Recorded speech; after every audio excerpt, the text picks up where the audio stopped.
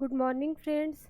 जैसा कि हमारा टॉपिक चल रहा है एजुकेशन साइकोलॉजी का, जिसमें हम देख रहे थे साइकोलॉजी स्कूल्स ऑफ साइकोलॉजी जिसमें हमने सबसे पहले पढ़ा था संरचनावाद।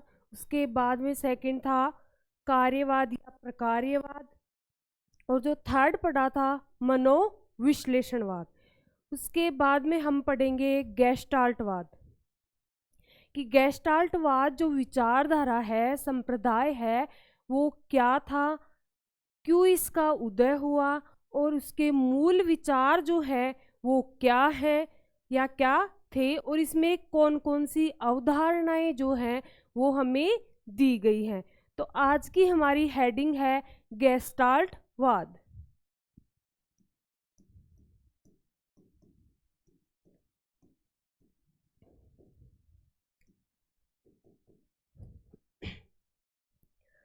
अब ये देखो, इसका उदय जो है वो किसके विरुद्ध हुआ।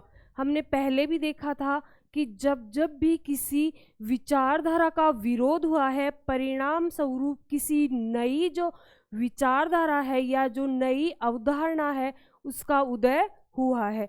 तो जो संरचनावाद थी, जिसे हम साइकोलॉजी की प्रथम विचारधारा या प्रथम संप्रदाय के रूप में हमने पढ़ा था, उसके विरुद्ध जो है गेस्टाल्टवाद का उदय हुआ है।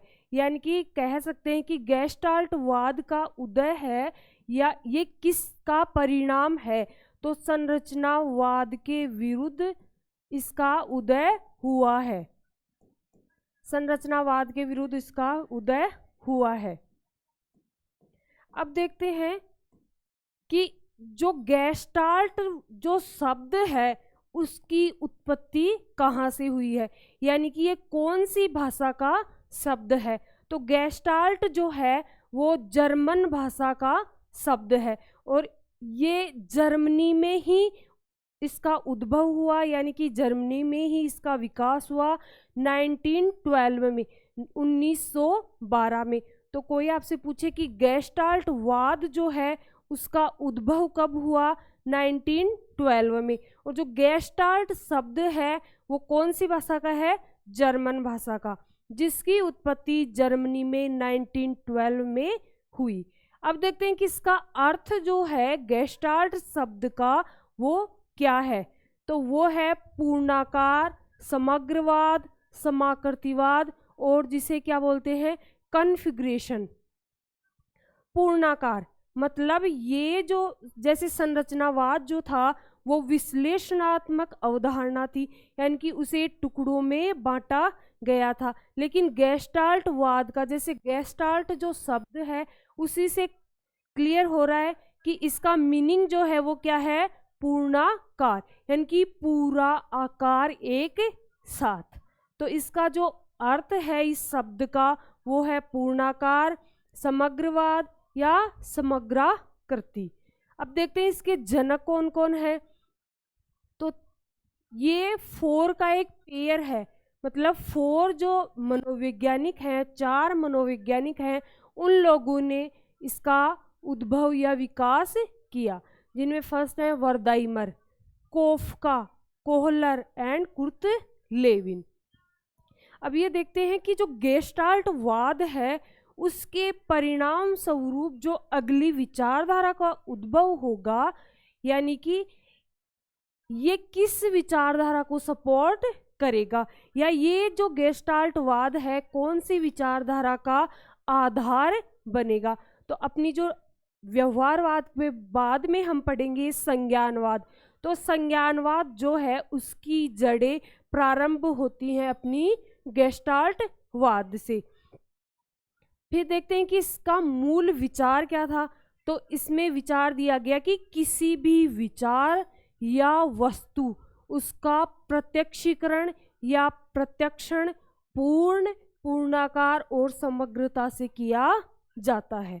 अब मूल विचार में जो वर्ड आए हैं प्रत्यक्षीकरण, उसे भी आगे समझेंगे। उससे पहले हम नोट डाउन करते हैं कि गेस्टाल्टवाद जो है वो किसके विरुद्ध आया, संरचनावाद के विरुद्ध। अब देखते हैं कि ये शब्द जो था वो किस भाषा का है, जर्मन भाषा का शब्द है, यानी कि गेस्टाल्ट जो शब्द है ये है जर्मन भाषा का शब्द, जिसका उद्भव जो है वो हुआ था जर्मनी में 1912 में। जर्मनी में आया गेस्टाल्ट शब्द, और कब आया? 1912 में। इसके बाद में हमने देखा इसका अर्थ, यानी कि जो गेस्टाल्ट शब्द है इसका देखा था अर्थ। इसका अर्थ होता है पूर्णाकार, यानी कि जो है उसका पूरा आकार एक साथ। तो पूर्णाकार,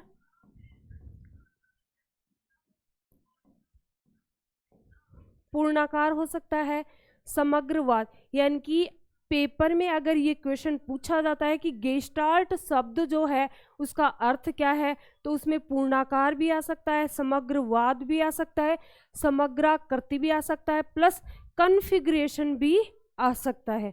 तो पूर्णाकार हो गया, समग्राकृति हो गया,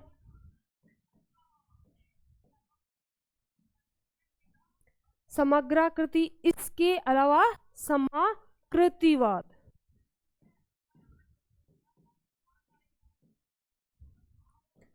एंड कन्फिग्रेशन।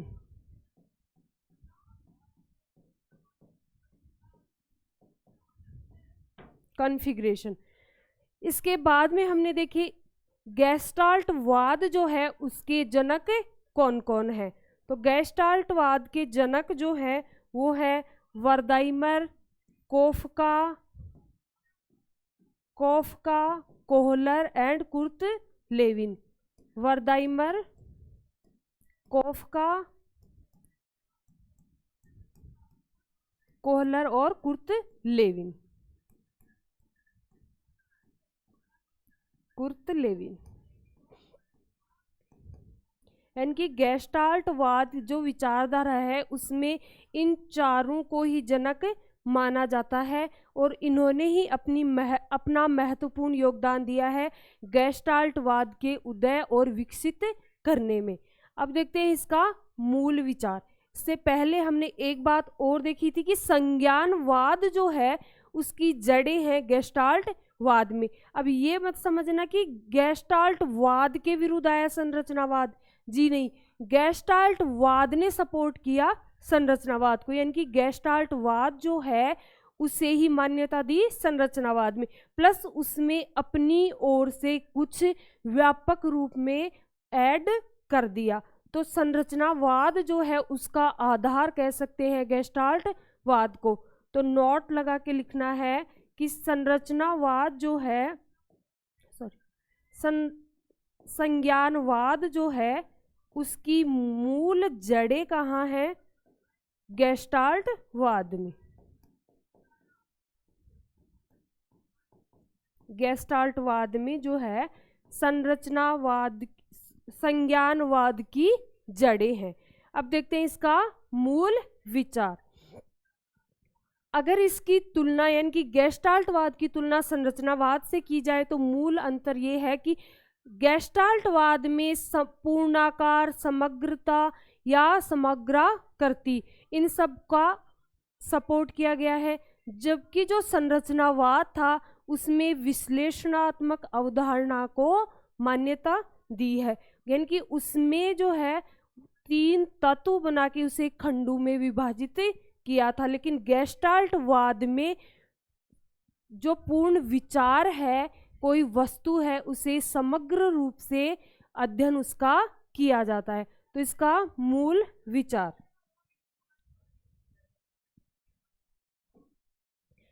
गेस्टाल्टवाद का मूल विचार, इसका मूल विचार है किसी भी विचार या वस्तु का, किसी भी विचार या वस्तु का प्रत्यक्षीकरण, विचार या वस्तु का प्रत्यक्षीकरण, जिसे प्रत्यक्षीकरण को प्रत्यक्षण भी कहा जा सकता है।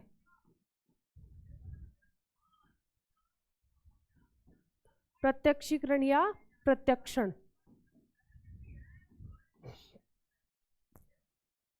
पूर्ण रूप से या पूर्णाकार या समग्रता से किया जाता है। पूर्ण रूप से, पूर्णाकार या समग्रता से किया जाता है। अब जो इसमें एक वर्ड आया है प्रत्यक्षीकरण या प्रत्यक्षण, ये जो वर्ड है इस पे विशेष जोर दिया गया है, यानी कि विशेष बल जो है गेस्टाल्टवाद में वो एक शब्द पे अगर दिया गया है तो वो है अपना प्रत्यक्षीकरण, यानी कि प्रत्यक्षीकरण पर विशेष बल दिया गया है। किसमें? गेस्टाल्टवाद में।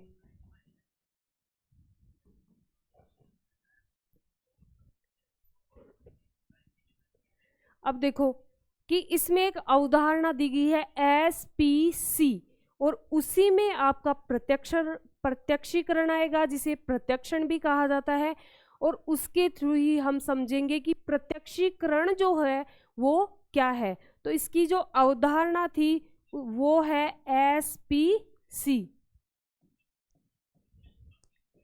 SPC जिसमें S जो है वो है आपका सेंसेशन।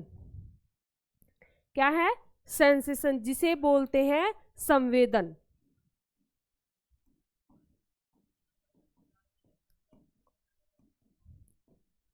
और ये संवेदन किस में आया था? संरचनावाद में भी संवेदन आया था, और इसे क्या माना गया था? एक तत्व माना गया था। और मनुष्य में कितने सेंसेशन बताए थे?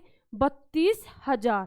तो ऐसे ही फर्स्ट जो एलिमेंट है SPC में S, उसका मीनिंग है सेंसेशन यानी कि संवेदन। इसे बोल सकते हैं इंद्रिय जनित अनुभूति। इंद्रिय जनित अनुभूति। अब जो ये वर्ड है अनुभूति और इंद्रिय जनित, ये क्या होते हैं? इंद्रिय जनित यानी कि अपने जो 5 सेंसेस होते हैं, जो जिन्हें ज्ञानेंद्रिय कहते हैं, 5 होते हैं, उनके थ्रू किसी चीज को अनुभूति यानी कि अनुभव करना या फील करना, तो वो होता है सेंसेशन। यानी कि अपनी जो 5 ज्ञानेंद्रिय हैं उनके द्वारा हम किसी चीज को, किसी विचार को अनुभव कर रहे हैं या देख रहे हैं, उसे फील कर रहे हैं, तो वो होगा अपना सेंसेशन या संवेदन।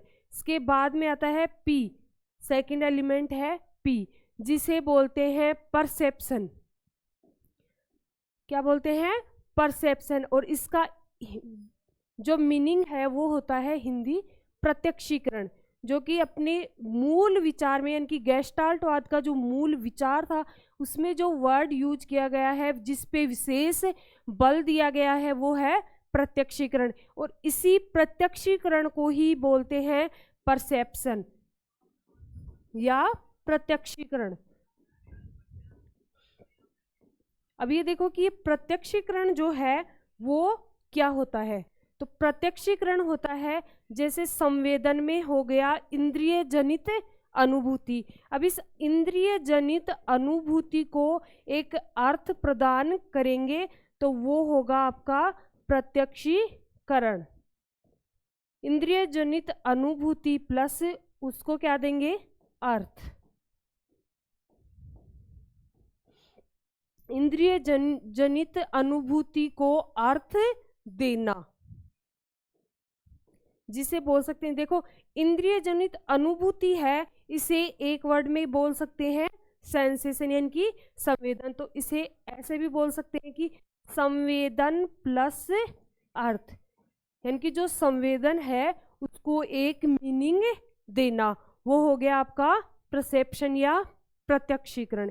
इसके बाद में थर्ड एलिमेंट है C, यानी कि कॉन्सेप्ट या संप्रत्यय। और ये संप्रत्यय जो है इसका मीनिंग यहाँ है सामान्य विचार।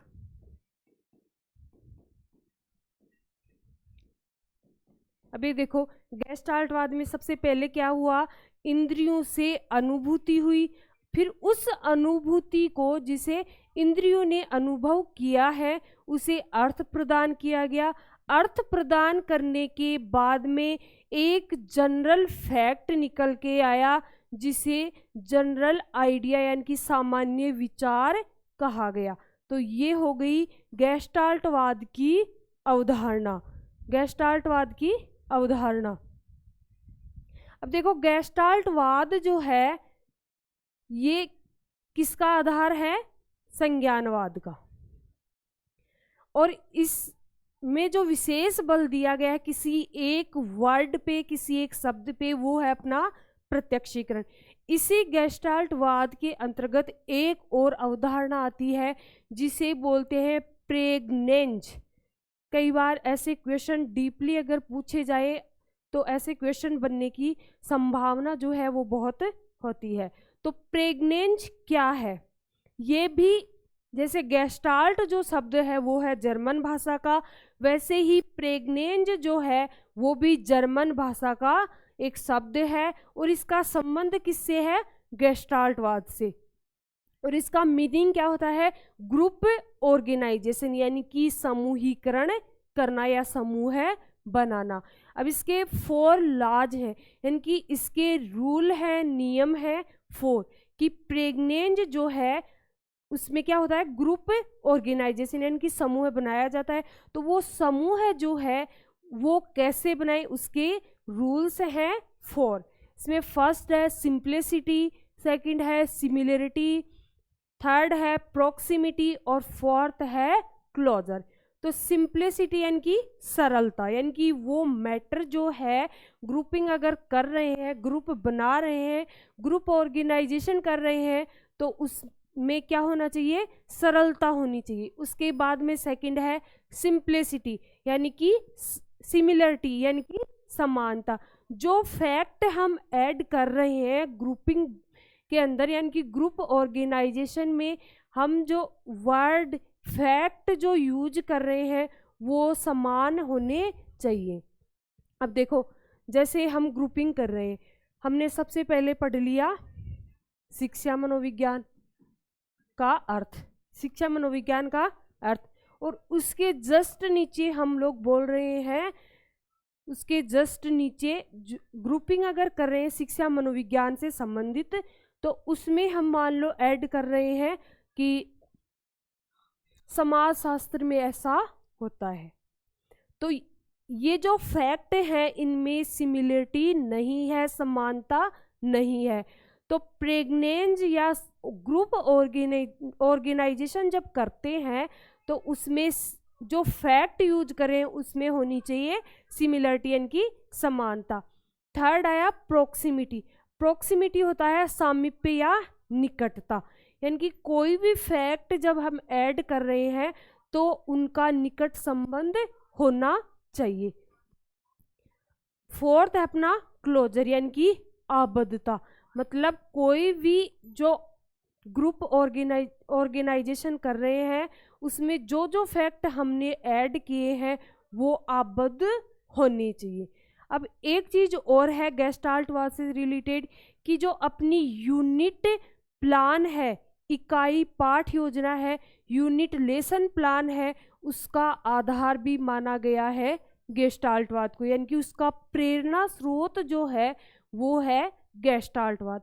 अब जो शिक्षण सूत्र होते हैं कि टीचिंग कैसे करवाएं, उसमें एक शिक्षण सूत्र होता है आपका पूर्ण से अंश की ओर, यानी कि पूरा जो एक होल मैटर है उससे कहाँ चल रहे हैं?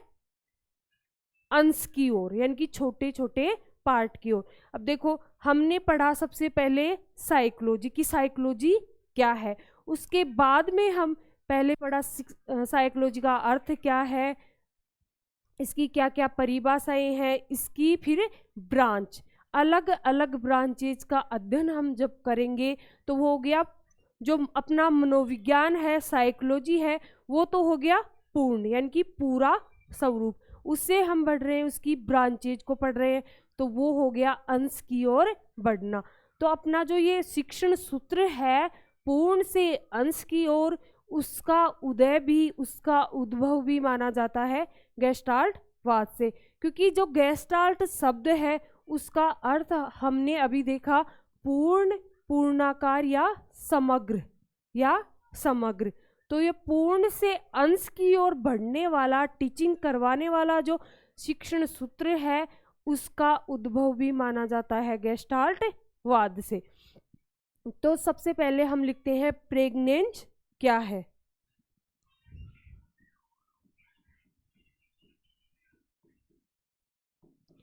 प्रेग्नेंज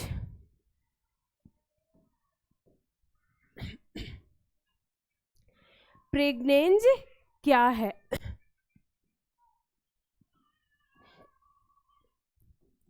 हमने देखा कि प्रेग्नेंज जो है वो शब्द किसका है, कौन सी भाषा का है? जर्मन भाषा का शब्द है, जर्मन शब्द है और ये संबंधित है गेस्टाल्ट वाद से। गेस्टाल्ट वाद से संबंधित होता है प्रेग्नेंज। इसका जो मीनिंग है वो होता है ग्रुप ऑर्गेनाइजेशन। क्या होता है प्रेग्नेंज? ग्रुप ऑर्गेनाइजेशन, यानी कि समूह है बनाना या समूहीकरण करना।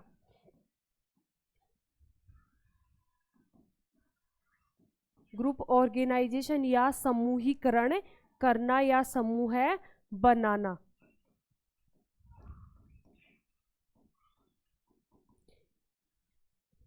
अब जो इसके रूल्स हैं, लॉज हैं, वो होते हैं 4। प्रेग्नेंस के लॉज हैं टोटल 4। इसमें पहला हमने पढ़ा था सिंप्लिसिटी। क्या पढ़ा था? सिंप्लिसिटी यानी कि सरलता। जो फैक्ट हम यूज कर रहे हैं वो कैसे होनी चाहिए?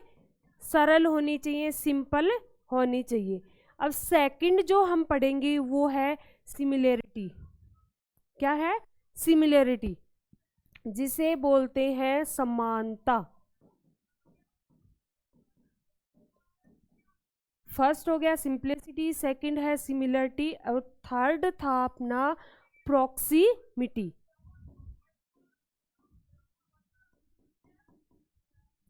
प्रॉक्सिमिटी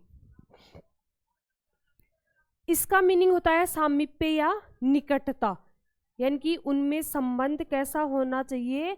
निकट का, या वो समीप के वर्ड होना चाहिए। वो वर्ड है, जो फैक्ट है वो कैसे होनी चाहिए? समीप के होने चाहिए। फोर्थ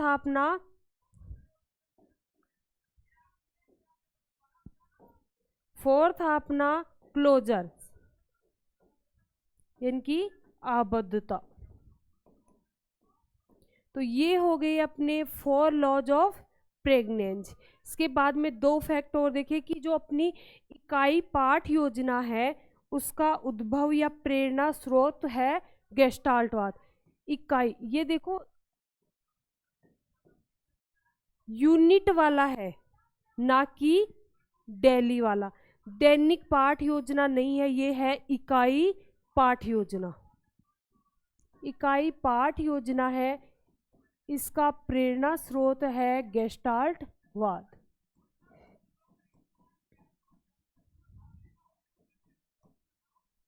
और एक जो अपना शिक्षण सूत्र है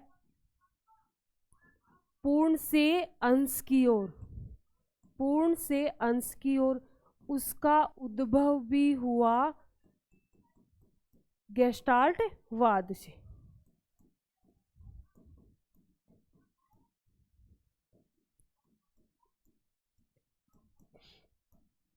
तो ये हो गया अपना गेस्टाल्टवाद। इसके बाद में नेक्स्ट पढ़ेंगे व्यवहारवाद, जिसका उद्भव हुआ 1913 में, जिसके जनक हैं जे.बी. वॉटसन। इनका एक लेख था psychology how the behaviourist views it. Psychology how the behaviourist views it. इस लेख में व्यवहार से संबंधित अपने जो विचार हैं वो दिए वॉटसन ने 1913 में। तो व्यवहारवाद का जनक माना जाता है जे.बी. वॉटसन को। अब इसमें कुछ सिद्धांत दिए गए। प्रारंभ में तो दिया गया SR।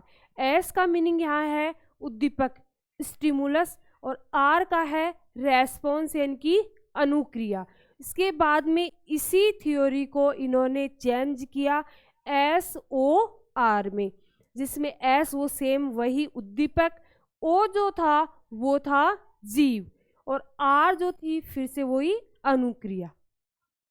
अब जो व्यवहारवाद है उसमें जो मैन जो फैक्ट था या मैन प्रेशर जो दिया गया, बल दिया गया, वो था उत्पात, यानी कि ये जो विचारधारा है कैसी है, उत्पात केंद्रित है, यानी कि जो प्रोसेस हो रही है उसके बाद में जो रिजल्ट आ रहा है वो जो है उसे कहा गया उत्पात, और उस पे ही विशेष बल दिया गया।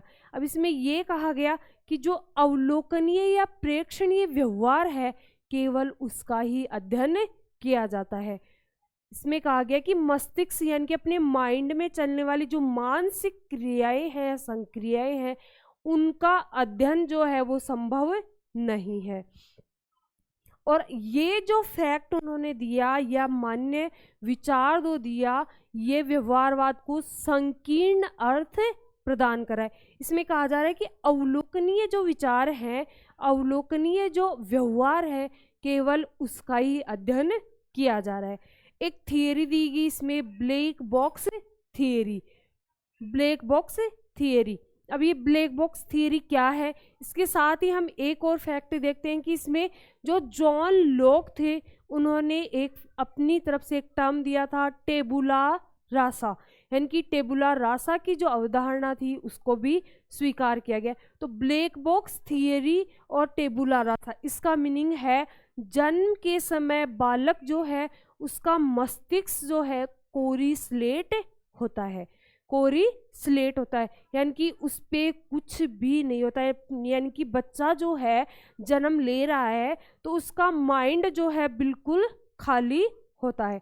ये जो अवधारणा थी किसकी थी, व्यवहारवाद की, और इसे एक स्पेशल नाम दिया गया टेबुला रासा, ये तो दिया जॉन लॉक ने, और व्यवहारवाद के अंतर्गत इसे कहा गया ब्लैक बॉक्स थियरी।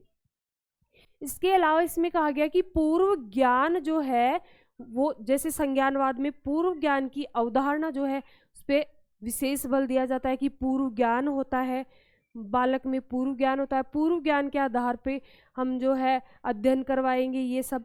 तो पूर्व ज्ञान की जो अवधारणा है उसमें जो व्यवहारवाद है उन्होंने पूर्व ज्ञान का अभाव बताया, यानी कि बालक में कोई पूर्व ज्ञान नहीं होता, जन्म के समय उसका माइंड जो है बिल्कुल कोरी स्लेट होता है। इसके साथ ही इसमें जो वंशानुक्रम है उसको भी अस्वीकार किया गया। इसमें कहा गया कि जैसा वातावरण हम क्रिएट करेंगे, बालक को जैसा वातावरण हम देंगे उसी के अंतर्गत वो अपने आप को ढाल लेगा।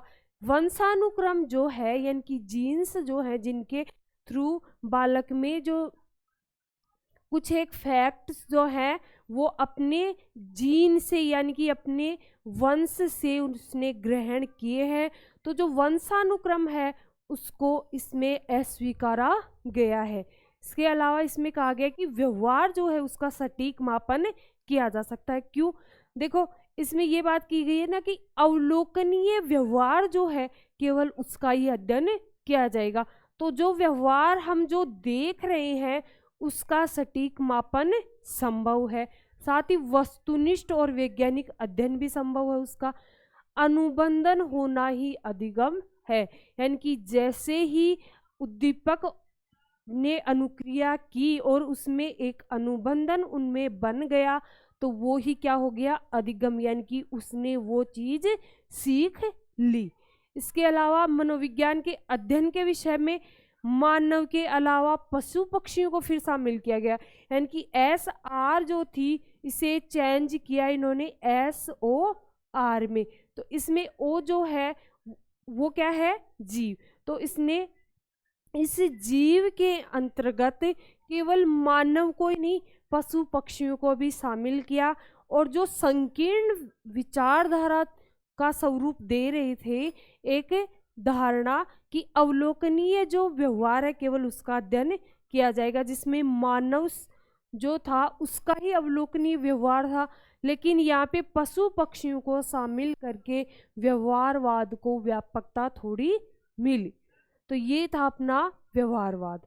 तो चलिए इसे पढ़ते हैं। व्यवहारवाद, इसका जो ओरिजिन हो वो हुआ 1913 में। इसके जनक जो हैं वो है जेबी वाटसन।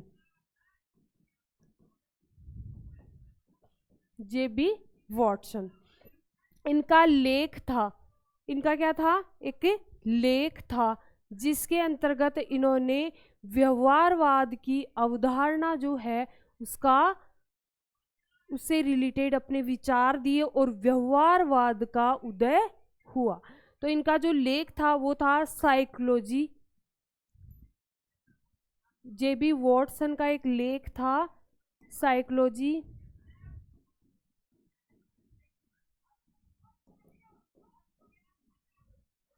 हाउ द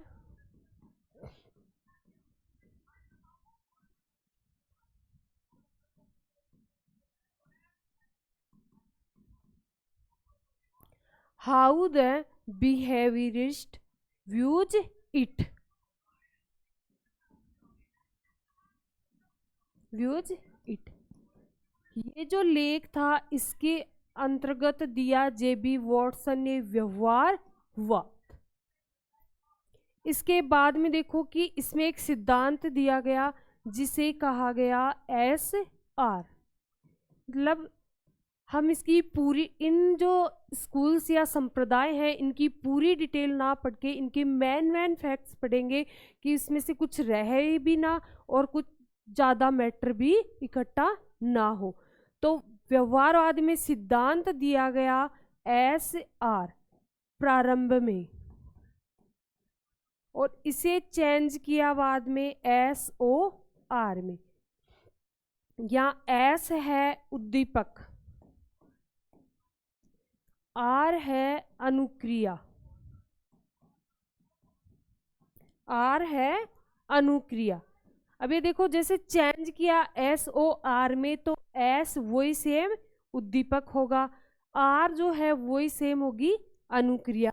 अब ये O जो है ये है अपना जीव, यानी कि पहले जो सिद्धांत दिया SR उसमें थे उद्दीपक अनुक्रिया, इसके बाद में सिद्धांत को चेंज किया, इसमें उद्दीपक जीव और अनुक्रिया। यानी कि उद्दीपक होगा, उद्दीपक को देख के जो जीव है वो करेगा अपनी रेस्पॉन्स यानी कि अनुक्रिया। तो ये था एक सिद्धांत। अब ये जो व्यवहारवाद विचारधारा है ये होती है उत्पाद केंद्रित, यानी कि जो रेस्पॉन्स है वो इसमें मैन होता है कि क्या रेस्पॉन्स आए, तो उत्पाद केंद्रित है। इसके बाद में देखो कि केवल अवलोकनीय या प्रेक्षणीय व्यवहार है उसका ही अध्ययन संभव है। व्यवहारवाद जो है इसमें केवल अवलोकनीय, जो अपनी 5 सेंसेज हैं, इंद्रियां हैं, उसके द्वारा जिन जिन व्यवहार का, जिस जिस व्यवहार का अवलोकनीय यानी कि अवलोकन किया जा सकता है या प्रेक्षण किया जा सकता है उसका ही अध्ययन संभव है। व्यवहारवाद में उसका ही अध्ययन संभव है। इसके अलावा जो मानसिक संक्रियाएं हैं यानी कि मन के अंदर चलने वाली यानी कि मस्तिष्क में चलने वाली जो मेंटल एक्टिविटीज हैं उनका अध्ययन यहाँ पे संभव नहीं है। ये जो विचारधारा है ये कैसा स्वरूप दे रही है, व्यवहारवाद को संकीर्ण बना रही है। इसके अलावा इसमें दी गई ब्लैक बॉक्स थियरी, व्यवहारवाद में दी गई ब्लैक बॉक्स थियरी।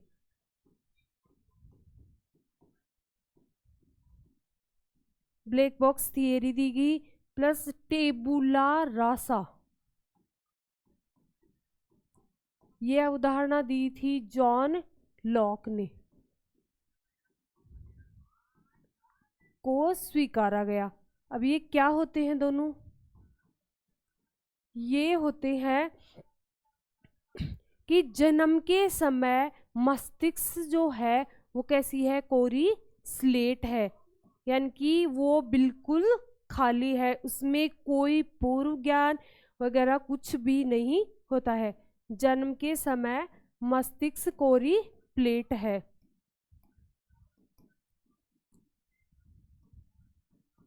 कोरी स्लेट है। इसके बाद में नेक्स्ट हमने देखा कि इसमें पूर्व ज्ञान का अभाव होता है। पूर्व ज्ञान का अभाव, पूर्व ज्ञान यानी कि प्रायर नॉलेज जिसे कहते हैं पीके, तो पीके का अभाव होता है किसमें, व्यवहारवाद में। इसके बाद में देखा वंशानुक्रम के जो इफेक्ट है उनको भी स्वीकार नहीं किया गया है, यानी कि वंशानुक्रम यहाँ पे महत्वपूर्ण नहीं है, वंशानुक्रम को अस्वीकारा गया है। इसके बाद में हमने देखा कि व्यवहार का जो मापन है वो सटीक रूप से किया जा सकता है और वस्तुनिष्ठ वैज्ञानिक अध्ययन भी इसका संभव है। इसका व्यवहार का एक तो सटीक मापन हो सकता है,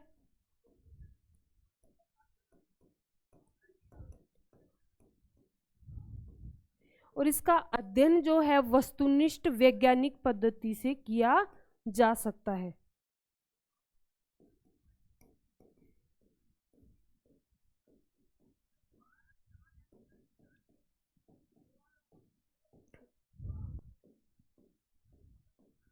अध्ययन संभव है।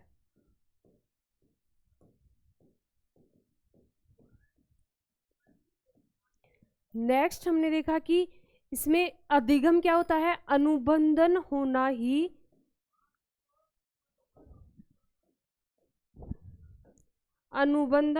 ही अधिगम है, यानी कि उद्दीपक को देख के जीव ने प्रोसेस की, अनुक्रिया की, जिसके परिणाम स्वरूप रिजल्ट आए, वो रिजल्ट और वो जीव, उन दोनों के बीच में क्या हो गया, अनुबंधन। तो अनुबंधन होना ही अधिगम मीन्स सीखना, किसी कोई नॉलेज जो है उसे ग्रहण करना, यह व्यवहार में परिवर्तन होना, तो वो है अनुबंधन होते ही वो क्या हो गया, अधिगम हो गया। इसके बाद में देखा कि मनोविज्ञान के अध्ययन के विषय में इन्होंने फिर किसको शामिल किया, मानव के अलावा पशु पक्षियों को भी शामिल किया गया। अब देखते हैं कि प्रमुख जो व्यवहारवादी है वो कौन कौन है। तो प्रमुख व्यवहारवादी,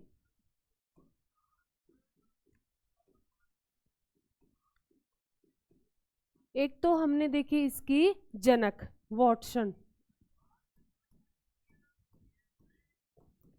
इसके अलावा जैसे चेतना का विज्ञान पढ़ा था, उसमें प्रारंभ में जो उसके समर्थक थे थॉर्नडाइक व स्किनर, जिन्होंने बाद में समर्थन किया था व्यवहारवाद का, तो थॉर्नडाइक और स्किनर, थॉर्नडाइक एंड स्किनर। इसके अलावा वुडवर्थ, वॉटसन, थॉर्नडाइक, स्किनर और वुडवर्थ। इसके अलावा पावलाव, गथरी एंड हल। गथरी को गुथरी भी कहीं कहीं बोला जाता है। तो वुडवर्थ, पावलाव,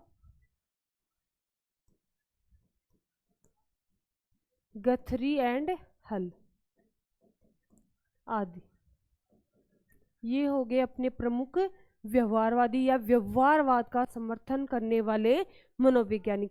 अब व्यवहारवाद के विरोध में कौन उत्पन्न हुआ, कौन सी विचारधारा आई, संज्ञानवाद।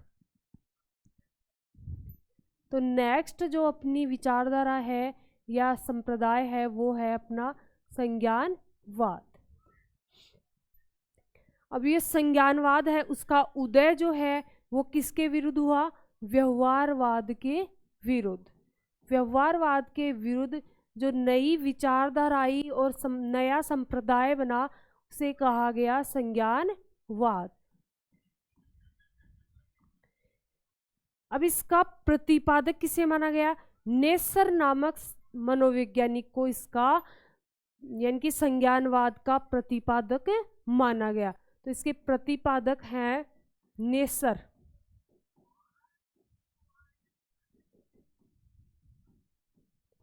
और इसका उदय जो है वो कब हुआ? 1950 के लगभग 1950 के दौरान नेसर नामक मनोवैज्ञानिक ने संज्ञानवाद का उदय किया, यानी कि प्रतिपादन किया। और संज्ञानवाद की जड़ें जो है वो कहाँ है? गेस्टाल्टवाद में। इसकी जड़ें हैं गेस्टाल्टवाद में।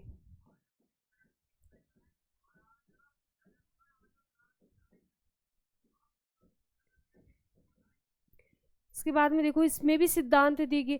जैसे व्यवहारवाद में सिद्धांत दिया गया था वैसे ही संज्ञानवाद में सिद्धांत दिया गया। उसमें 2 फैक्ट है, IP यानी कि इंफॉर्मेशन प्रोसेसिंग, या फिर इनपुट जैसे ही देंगे तो प्रोसेस होगी, प्रोसेस के बाद में रिजल्ट यानी कि आउटपुट आएगा। तो सिद्धांत जो है वो है IP। इसे बोल सकते हैं इंफॉर्मेशन प्रोसेसिंग,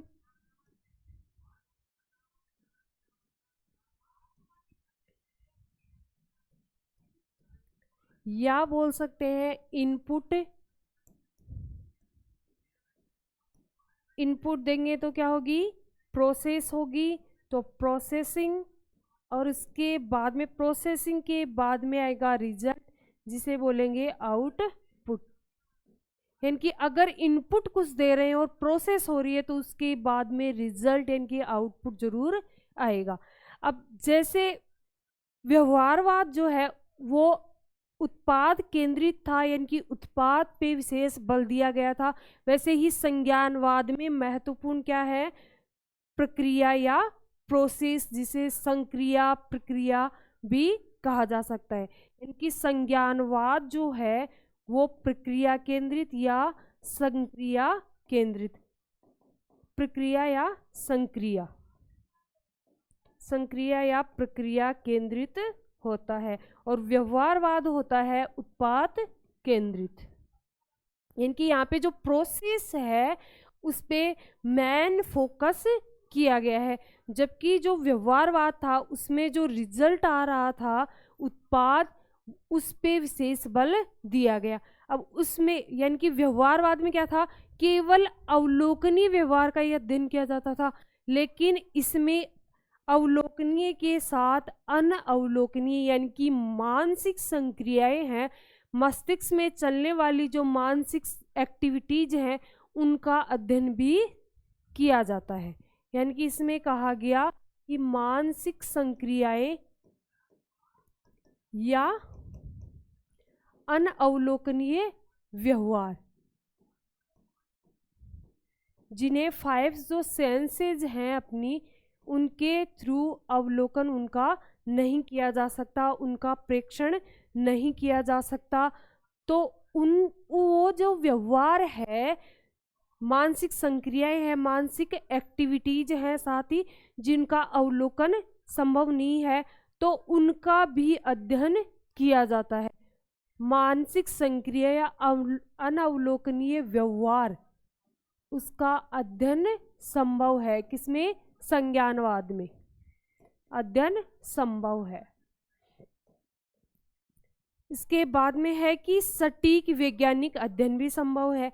वैज्ञानिक अध्ययन, वस्तुनिष्ठ वैज्ञानिक अध्ययन उसमें भी संभव था और इसमें भी संभव है, यानी कि वैज्ञानिक अध्ययन किया जाता है, वैज्ञानिक अध्ययन संभव है। इसके बाद में देखो, उसमें वंशानुक्रम को स्वीकारा नहीं गया था, लेकिन यहाँ पे वातावरण और जो जन्मजात शक्तियां यानी कि वंशानुक्रम जो है उसको स्वीकारा गया है, यानी कि इन दोनों का ही अपनी अपनी जगह महत्व है। तो वातावरण प्लस जन्मजात शक्ति यानी कि वंशानुक्रम, जन्मजात शक्ति मतलब वंशानुक्रम, इन दोनों का ही महत्व है।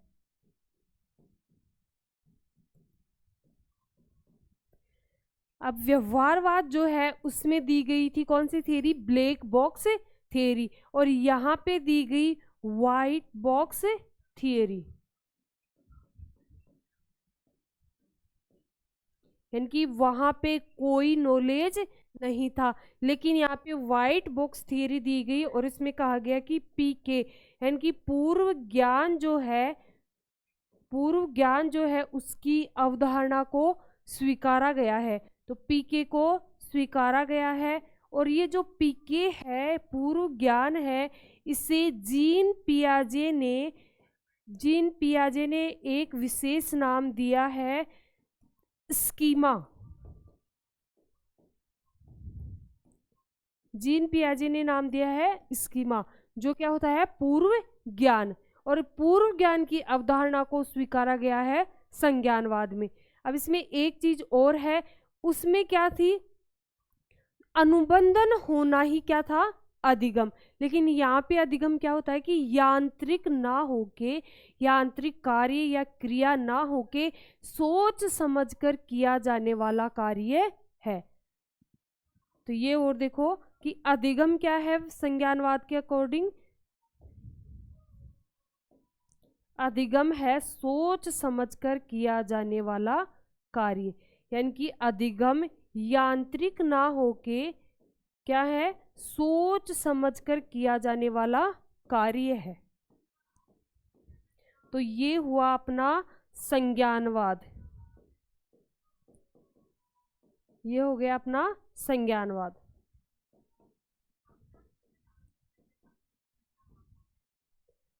इसके बाद में हम देखेंगे मानववाद।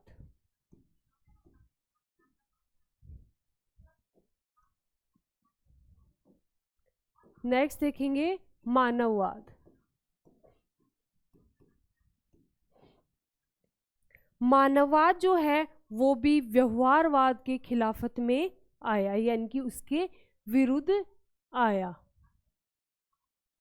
व्यवहारवाद के विरुद्ध उदय हुआ मानववाद का, पहले संज्ञानवाद का और मानववाद का, इन दोनों का ही उदय जो हुआ था किसके खिलाफ हुआ था, व्यवहारवाद के विरुद्ध। इसके बाद में देखो कि प्रमुख व्यवहारवादी जो है वो कौन कौन हुए हैं, तो अब्राहम मैस्लो, आलपोर्ट और कार्ल रोजर्स।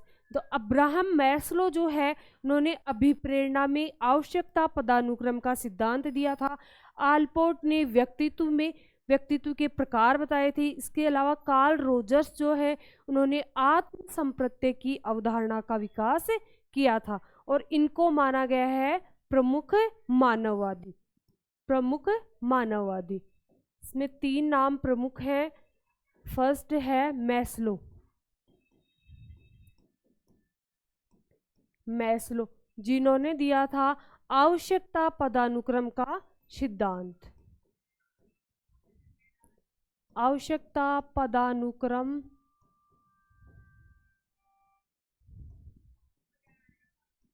सिद्धांत, और ये किससे संबंधित है, अभिप्रेरणा या मोटिवेशन से संबंधित है।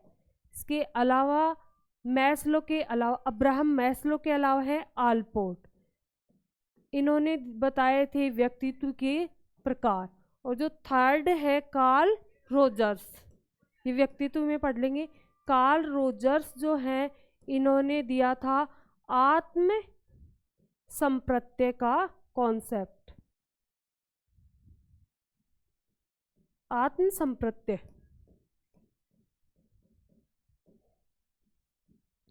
अभी देखते हैं कि आवश्यकता पदानुक्रम जो है उसका सिद्धांत क्या है, यानी कि मानववाद में मैस्लो ने बताया कि 5 अवस्थाएं बताई इन्होंने। आवश्यकता के अकॉर्डिंग 5 स्टेज होते हैं, 5 अवस्था होती है, जिनमें जो बेस जो है सबसे प्रमुख जो है वो है शारीरिक आवश्यकताएं, भूख प्यास आदि। जैसे ही शारीरिक आवश्यकताओं की पूर्ति हो जाती है उसके बाद में हम सोचते हैं कि काश हमारी सुरक्षा भी हो जाए। यानी कि जैसे आदि मानव था, उसे सबसे पहले क्या, किस चीज़ की ज़रूरत थी? शारीरिक आवश्यकताओं की। यानी कि वो सोचने लगा कि मुझे खाना मिल जाए, पीने के लिए पानी मिल जाए। ये सब होने के बाद में उसे डर सताने लगा कि जंगली जानवरों से सुरक्षा के लिए मुझे घर वगैरह भी मिल जाए, सर्दी से बचाव के लिए मुझे कपड़े मिल जाए। तो ये सब जैसे ही इन सब की पूर्ति होती है, फिर उसे महसूस होने लगा कि कोई जो है मुझसे प्रेम भी करे, मेरे प्रति स्नेह भी रखे। उसके बाद में कि ये जो समाज है, उस समाज में मेरा मान सम्मान हो। जैसे ही मान सम्मान होता है, इन सब चारों की पूर्ति हो जाती है, तो जो मानव है उसे आत्म सिद्धि या स्व सिद्धि की प्राप्ति हो जाती है। तो मैस्लो ने बताई 5 अवस्थाएं, मैस्लो ने बताई 5 अवस्थाएं।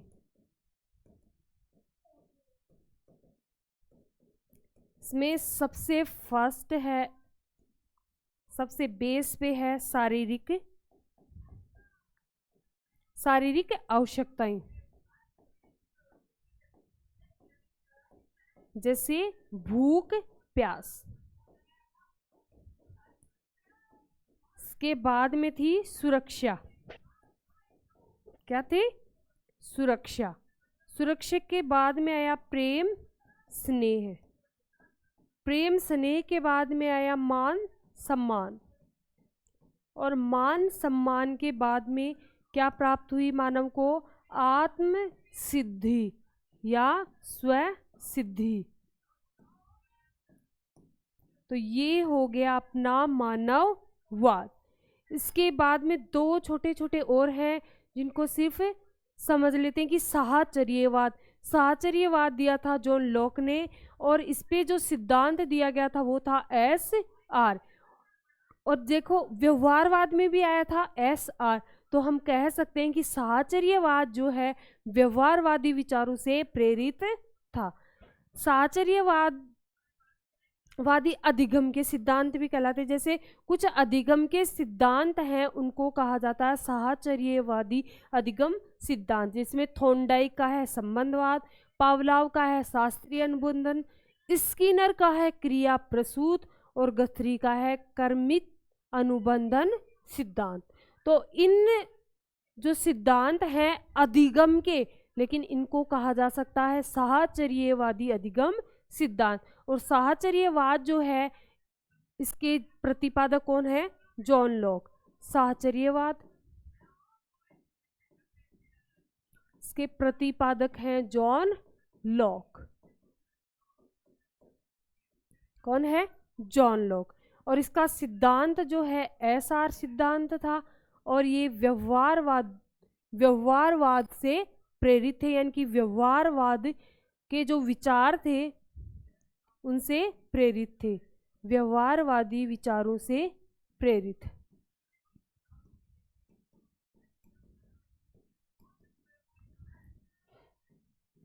इसके बाद में एक और आता है प्रेरकवाद। क्या आता है? प्रेरकवाद या प्रेरकीयवाद, जिसे बोलते हैं हार्किमवाद या हार्किमवाद। इसके जो प्रतिपादक हैं वो हैं विलियम मैकडूगल। और मैकडूगल जो है इसने बताए थे 14 यानी कि 14 मूल प्रवृत्तियां। 14 मूल प्रवृत्तियां बताई, जिन्हें ऊर्जा पुंज भी कहा जाता है। इनका जो समूह है इसे कहा जाता है ऊर्जा पुंज। और ये ऊर्जा पुंज या समूह है, ये ही क्या है? प्रेरकीयवाद। और इस प्रेरकीयवाद में प्रेरकों को महत्वपूर्ण माना गया है।